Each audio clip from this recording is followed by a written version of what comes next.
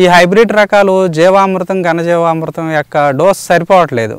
దానికి అనుగుణంగా ఇంకొద్దిగా మోతాదుని ఎక్కువ మొత్తంలో యాడ్ చేయాలి.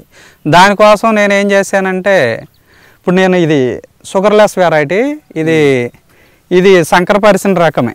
ఇది ఏమో దేశీయ వరి బ్లాక్ రైస్, దేశీయ వరి రకం. దానికి జీవామృతం ఘనజీవామృతంతో చాలా మంచి గ్రోత్ వస్తుంది. ఎందుకంటే అది పుట్టినప్పటి నుంచి రసాయనాలకు అలవాటు పడలేదు. ఇదేంటంటే షుగర్లెస్ వెరైటీ కానీ ఇంకా 10-21 బీపీటీ ఇలాంటి వెరైటీలు ఏంటంటే సంకరపరిచినవి, అవి రసాయనాలతోనే అభివృద్ధి చెందినవి అన్నమాట. కాబట్టి మన ప్రకృతి వ్యవసాయంలో చేసేటప్పుడు జీవామృతం ఘనజీవామృతం యొక్క డోసు వీటికి సరిపోవట్లేదు. ఇంకా ఎక్కువ మొత్తంలో ఇవ్వాలి, వీటికి ఎక్కువ బూస్టర్గా ఇవ్వాలి. దానికోసం మేము ఏం చేసామంటే ఆ పరిస్థితిని అధిగమించడానికి ఈ టైప్ 3 ఘనజీవామృతం అప్పటికప్పుడు మనకి కావాలి అంటే తాజా పచ్చిపేడలో 200 లీటర్ల డ్రమ్ములో తాజా ఆవు పేడ కానీ గేదె పేడ కానీ 75% అంటే 150 కేజీలు వేసేసి దానికి 25 లీటర్ల జీవామృతం కలిపి దాన్ని ఒక 5 రోజులు మురగనిచ్చి దాన్ని నీటి ద్వారా కానీ బోర్ పైప్ లైన్ ద్వారా కానీ పంపిస్తే అది పొలం అంతా స్ప్రెడ్ అయిపోయి మంచి గ్రీన్గా స్ప్రెడ్ అయిపోద్ది.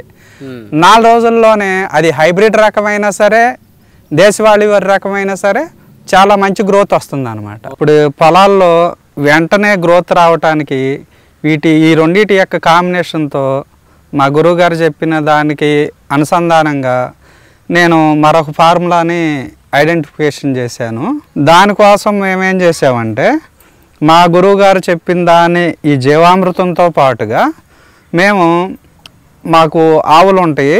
ఏ రోజు తీసినటువంటి ఆవు పేడ ఆ రోజు తాజాది 200 లీటర్ల డ్రమ్ములో 75% ఆవు పేడతో నింపేసి ఏ రోజు వచ్చిందో ఆ రోజు నింపేసి దానిలో 25% జీవామృతం వేసి ఈ కాంబినేషన్ని ఒక 5 రోజులు మురగనివ్వాలి. ఎందుకంటే దానిలో కూడా ఆ బ్యాక్టీరియా మొత్తం దాని అంతా స్ప్రెడ్ అవటానికి. ఓకే, ఇప్పుడు దీన్ని ఏం చేస్తామంటే నీళ్లు పారేటప్పుడు బోరు ద్వారా కానీ లేదు కొందరికేమో బోధుల ద్వారా చెరువు నీళ్లు పెట్టుకుంటారు. ఆ బోధులు వెళ్ళే కన్నాల దగ్గర కానీ మనం ఏం చేయాలంటే ఆ తయారీ అయినటువంటి దాన్ని టైప్ 3 ఘనజీవామృతాన్ని మనం నీటి ద్వారా పారించామనుకోండి, పొలం అంతా గ్రీన్గా స్ప్రెడ్ అయిపోయింది. ఆల్రెడీ తయారీ అయినటువంటి జీవామృతం ఇది 48 గంటలకి జీవామృతం తయారీ అవుతుంది. ఈ తయారీ అయిన జీవామృతాన్ని అలా ఉంచుకొని ముందుగా జీవామృతాన్ని సిద్ధం చేసుకొని ఉంచుకొని మనం ఈ తాజా ఆవు పేడ ఏ రోజు వచ్చిందో ఆ రోజు ఆవు పేడన 75% అంటే 150 కేజీల వరకు ఈ డ్రమ్లో నింపేసుకొని ఈ జీవామృతాన్ని ఫిల్ చేసుకోవాలన్నమాట. 50 లీటర్లు 50 లీటర్ల జీవామృతాన్ని నింపేసేయాలి.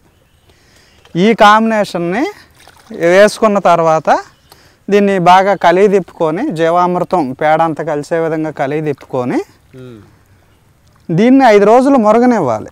దీన్ని నీటి బోధుల ద్వారా అంటే వరి పొలంలో కానీ మామిడి చెట్లకు కానీ నీళ్లు పెట్టేటప్పుడు మాత్రమే ఇది ఇవ్వటానికి పనిచేస్తుంది.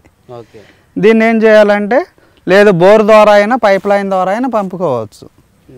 దీన్ని ఏం చేస్తామంటే నీళ్ళు వెళ్ళేటప్పుడు నీళ్ళలో కొద్దిగా కలుపుకుంటూ ఉండాలి. ఇలా తీసి నీళ్ళు వెంబట నీళ్లు పారే నీళ్ళలో ఇది కొద్దిగా కలుపుతూ ఉండాలి. అంటే ఒక్కసారిగా వేయకుండా వేస్తూ ఉంటే అది పొలం అంతా స్ప్రెడ్ అయిపోద్ది.